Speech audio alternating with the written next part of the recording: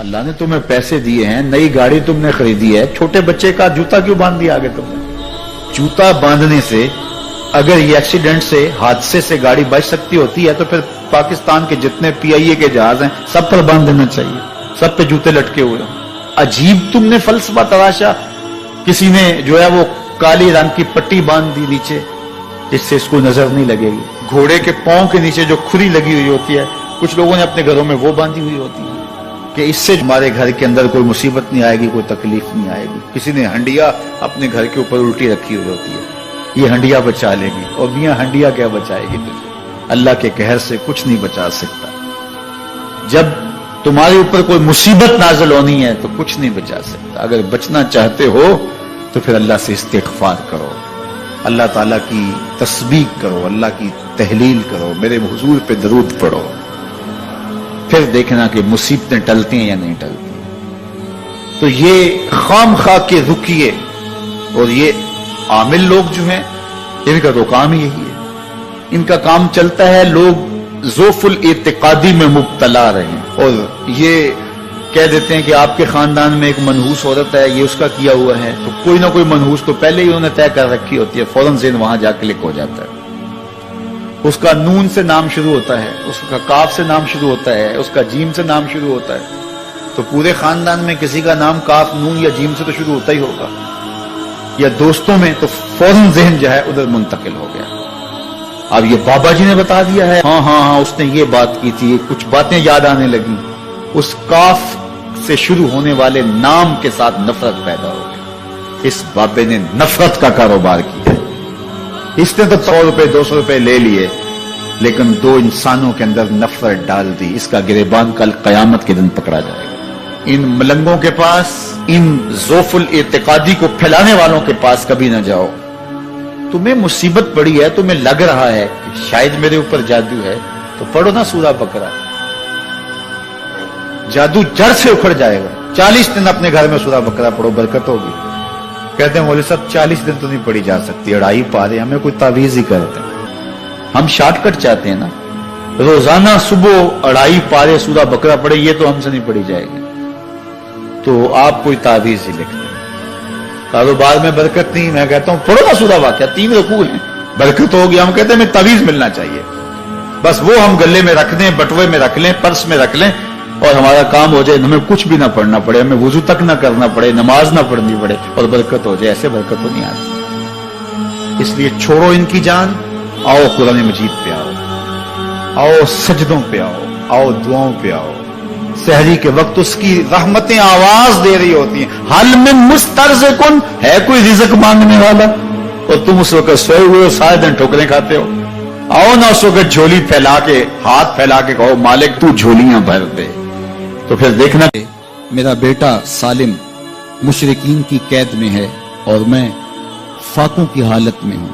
تو فرمایا آل محمد کے پاس 1 سیر جو ہیں, بس اس کے علاوہ ہمارے پاس بھی کھانے کے لیے دنیاوی اسباب نہیں ہیں. کہا صبر کرو اور اللہ سے ڈرو, اور لا حول ولا قوت الا باللہ کثرت کے ساتھ پڑھو. یہ ایسا وظیفہ ہے, ایک حدیث پاک میں آتا ہے کہ یہ 99 بیماریوں کا علاج ہے. اس میں سب سے کم درجے کی بیماری ہم اور غم ہے. یہ دکھوں کا مداوع ہے, مشکلات کا علاج ہے, اور یہ وظیفہ میرے حضور نے بتایا. حضرت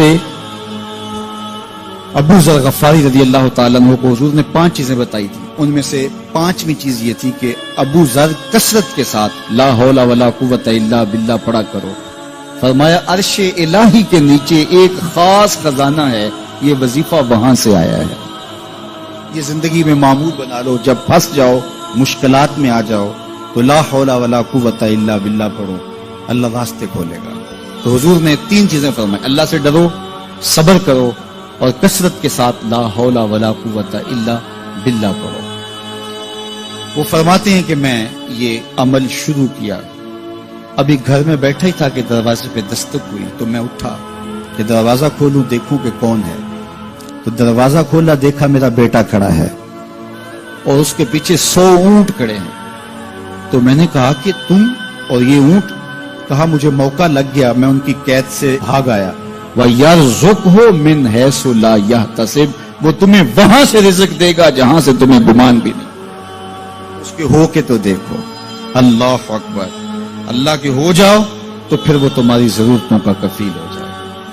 فرمایا حضرت عبداللہ ابن مسعود رضی اللہ تعالیٰ عنہ نے کہ کسی شخص کو فقر و فاقہ آ جائے تو وہ لوگوں کو بتائے کہ میں آج کل بڑے مشکل حالات میں ہوں، ہر وقت لوگوں کو بتاتا رہے تو اس کی مشکل بڑھے گی، اس کی مشکلیں آسان نہیں ہوں گی اس طرح۔ اور اگر وہ اپنی اس مشکل کو کسی سے شیئر نہ کرے بلکہ مصلی بچھا کے اپنے رب سے کہے کہ مالک فقر و فاقہ آ گیا ہے اور اس کا علاج تیرے پاس ہے، اس مرض کا مداوع تیرے پاس ہے۔ حضرت عبداللہ ابن مسعود فرماتے ہیں کہ رسول کریم نے فرمایا جلد یا بدیر اللہ اس کو مالا مال فرما دے گا۔ یہ بھی کبھی کر کے دیکھو، مشکل آ جائے، فاقہ آ جائے۔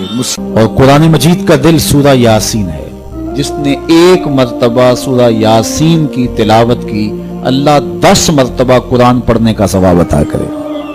اور کتنا بڑا اجر ہے، آپ ایک سال میں بھی شاید 10 قرآن مجید نہ ختم کر سکیں اور سورہ یاسین پڑھیں تو 10 مرتبہ قرآن مجید پڑھنے کا ثواب نصیب ہوگا۔ تو اپنی صبح کا آغاز سورہ یاسین سے کیا کریں، نماز فجر کے بعد اشراق تک سورہ یاسین پڑھ لیا کریں۔ سورہ یاسین اگر آپ پڑھ کے اپنے دن کا آغاز کرتے ہیں، آپ کا سارا دن خیر سے گزرے گا۔ اس دن اگر کاروبار کریں گے تو برکت ہوگی، اس دن بہت ساری بیماریوں سے، آفات و بلیات ارضیہ اور سماویہ سے بچے رہیں گے، لوگوں کے شر سے، حادثات سے محفوظ رہیں گے۔ میرے حضور نے ارشاد فرمایا قرآن مجید میں ایک سورت ہے جس کی 30 آیات ہیں، اگر کوئی شخص اس کی تلاوت کرتا ہے تو وہ سورت پڑھنے والے کی شفاعت کرتی ہے، اور اتنی بار شفاعت کرتی ہے کہ اس کو بخشوا کے چھوڑتی ہے۔ وہ سورت کون سی ہے؟ وَهِيَ تَبَارَكَ الَّذِي بِيَدِهِ الْمُلْكُ، یہ سورۃ الملک ہے، 30 آیتیں ہیں۔ جو شخص اس کی تلاوت کرے یہ اتنی بار سفارش اللہ کی بارگاہ میں کرتی ہے کہ اپنے پڑھنے والے کو بخشوا کے چھوڑتی ہے۔ تو اپنے دن کا آغاز سورہ یاسین سے کریں اور اپنی شب کا آغاز سورہ ملک سے کریں۔ سونے سے پہلے سورہ ملک کی تلاوت ضرور کر لیں، تو انشاءاللہ اس سے رات برکت سے گزرے گی۔ جس نے ایک دن میں 100 مرتبہ سبحان اللہ و بحمدہ پڑھا، کتنی مرتبہ؟ 100 مرتبہ کیا پڑھا؟ سبحان اللہ و بحمدہ۔ فرمایا کہ اس کے گناہ سمندر کی جھاگ کے برابر بھی ہوں تو اللہ معاف فرما دے گا۔ تو یہ اپنے وظائف میں شامل کر لیجئے، سبحان اللہ و بحمدہ۔ اور حدیث بخاری ہے کہ 2 کلمے ایسے ہیں جو اللہ کو محبوب ہیں اور زبان پر مشکل نہیں، زبان پر بڑے آسان ہیں، اور جب میزان پہ رکھے جائیں گے تو پلڑے کو جھکا دیں گے، بڑے بھاری ہیں میزان پہ۔ وہ 2 کلمے یہی ہیں، سبحان اللہ و بحمدہ، سبحان اللہ العظیم۔ تو اگر اس کو 100 مرتبہ روزانہ پڑھے تو سمندر کی جھاگ کے برابر بھی گناہ ہو تو اللہ معاف فرما دیتا۔ اللہ فرماتا ہے ما یفعل اللہ بعذابکم، وہ تمہیں عذاب دے کے کیا کرے گا؟ ذرا لہجہ دیکھیے، ذرا انداز، ما یفعل اللہ بعذابکم، وہ تمہیں عذاب دے کے کیا کرے گا؟ تم اس کی مخلوق ہو، اپنے دستے قدرت سے اس نے تمہیں بنایا ہے، تو وہ تمہیں عذاب دے کے کیا کرے گا؟ اس کی ضرورت نہیں ہے کہ تمہیں عذاب دے، نہ اس کی چاہت ہے کہ تمہیں عذاب دے، کوئی خود چھلانگے لگائے تو اس کی مرضی۔ فرمایا کہ ما یفعل اللہ بعذابکم، وہ تمہیں عذاب دے کے کیا کرے گا؟ ان شکرتم و آمنتم، اگر تم شکر ادا کرو اور ایمان لاؤ تو وہ تو قدردان ہے جو کوئی اس کا شکر کرتا ہے اور جو اس پر ایمان لاتا ہے۔ تو اللہ اس کے لیے عذاب نہیں رکھا، اس کے لیے رحمتیں رکھی ہوئی ہیں۔ تمہیں دستے قدرت سے بنایا ہے اور وہ تمہیں خوش دیکھنا چاہتا ہے، تمہیں خوشحال دیکھنا چاہتا ہے، تمہیں سرشار دیکھنا چاہتا ہے، تمہیں نہال دیکھنا چاہتا ہے، تمہاری زندگی کو خوشگوار دیکھنا چاہتا ہے۔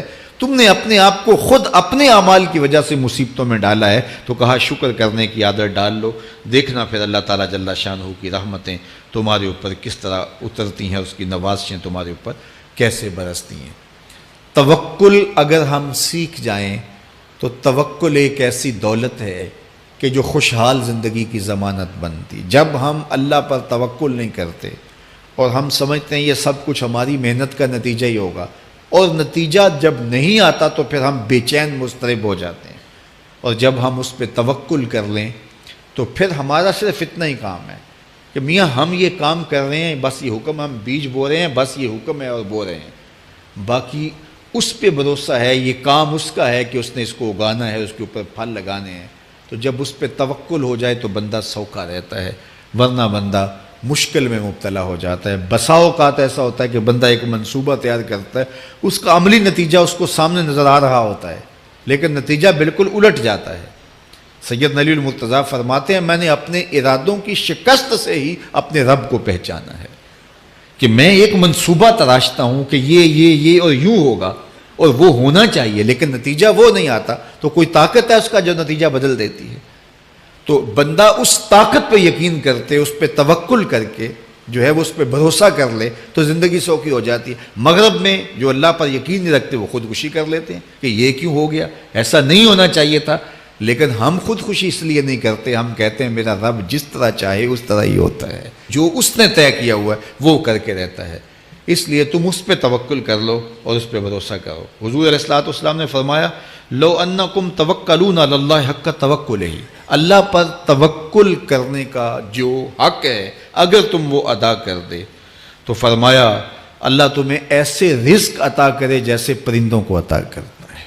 ہمارا تو کاروبار ہے، یہ فیکٹری ہے، یہ دکان ہے، یہ ہماری نوکری ہے، ہم نے یہاں سے کمائی کرنی ہے۔ پرندوں کا کوئی کاروبار نہیں ہوتا، کوئی نوکری نہیں ہوتی، کوئی ٹھیا، کوئی اڈا نہیں ہوتا جہاں جا کے انہوں نے رزق کے لیے کوئی آغاز کرنا ہوتا ہے، بلکہ حضور نے فرمایا تغدو خماسا وتروح بطانا، جب وہ صبح گھر سے نکلتے ہیں تو خالی پیٹ نکلتے ہیں اور انہیں کوئی اپنی منزل کا تعین نہیں ہوتا، جدھر خیال آیا اڑ گئے ادھر، لیکن کبھی ایسا نہیں ہوا کہ شام کو خالی پیٹ واپس آئے ہوں، کہا وہ پیٹ بھر کے آتے ہیں۔ باہو بولے بن توکل پنچھی اڑ دے، خرچ نہ پلے زیرا ہو، جب گھر سے اڑتے ہیں تو ان کے پلے نہ کوئی خرچ ہوتا ہے، نہ راس المال ہوتا ہے، نہ کوئی اوزار ہوتے ہیں، نہ کوئی ہتھیار ہوتے ہیں، کچھ بھی نہیں ہوتا، یوں ہی گھر سے نکلتے ہیں، کبھی بھی خالی پیٹ نہیں آئے۔